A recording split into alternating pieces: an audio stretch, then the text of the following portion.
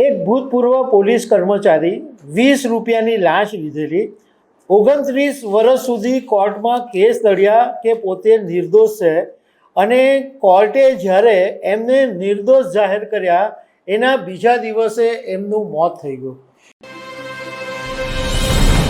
ગુજરાતમાં એક એવી કમનસીબ ઘટના સામે આવી છે કે જે સાંભળીને તમે પણ કદાચ અફસોસ વ્યક્ત કરશો। એક ભૂતપૂર્વ પોલીસ કર્મચારી 20 રૂપિયાની લાંચ લીધેલી 29 વર્ષ સુધી કોર્ટમાં કેસ લડ્યા કે પોતે નિર્દોષ છે અને કોર્ટે જ્યારે એમને નિર્દોષ જાહેર કર્યા એના બીજા દિવસે એમનું મોત થઈ ગયું।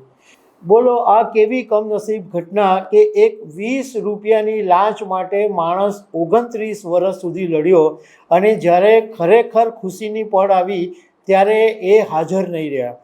તો આના વિશે તમારી સાથે વાત કરીશ। મારું નામ રાજેશ શાહ છે અને તમે જોઈ રહ્યા છો ગુજરાતના સૌથી મોટા ડિજિટલ ન્યૂઝ પ્લેટફોર્મ ખબર છે.com। આ આખી ઘટનાની વિગત એવી છે કે મૂળ પાટણના દેલમાલ ગામના વતની બાબુભાઈ પ્રજાપતિ અમદાવાદના વેજલપુર પોલીસ સ્ટેશનની અંદર નોકરી કરતા હતા અને એ દરમિયાન સરખેજ વિશાળ સર્કલ પાસે પોલીસ ટ્રક ડ્રાઈવરોની પાસે લાંચ લે છે, પૈસા ઉઘરાવે છે એવી માહિતી એસીબીને મળી હતી અને 1996 20 નવેમ્બરના દિવસે એસીબીએ એક છટકું ગોઠવ્યું અને મુંબઈ જતી એક ટ્રકના ડ્રાઈવર પાસેથી 20 રૂપિયાની લાંચ લેવાના આરોપસર બાબુભાઈ અને અન્ય પોલીસવાળાની ધરપકડ કરવામાં આવી।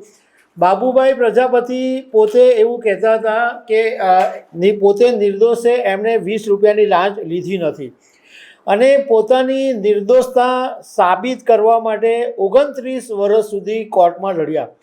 2004ની અંદર જિલ્લા અદાલતે એમને કસૂરવાર ઠેરવ્યા કે એમણે 20 રૂપિયાની લાંચ લીધી છે અને 4 વર્ષની એમને જેલની સજા થઈ અને નોકરીમાંથી સસ્પેન્ડ કરી નાખવામાં આવ્યા।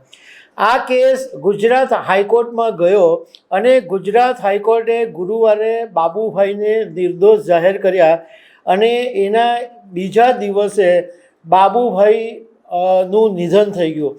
ખરેખર બહુ જ કમનસીબ ઘટના છે કે એક 20 રૂપિયા માટે એ પોતે નિર્દોષ સાબિત કરવા માટે કોર્ટમાં આટલા વર્ષો લડ્યા અને પરિવારના અને પોતાને માટે, કારણ કે પોતાનું જે કલંક હતું એ ધોવાઈ ગયું હતું, તો એ કલંક ધોવાયું એની ખુશી માણે એ પહેલાં જ બાબુભાઈ આ દુનિયા છોડીને ચાલ્યા ગયા।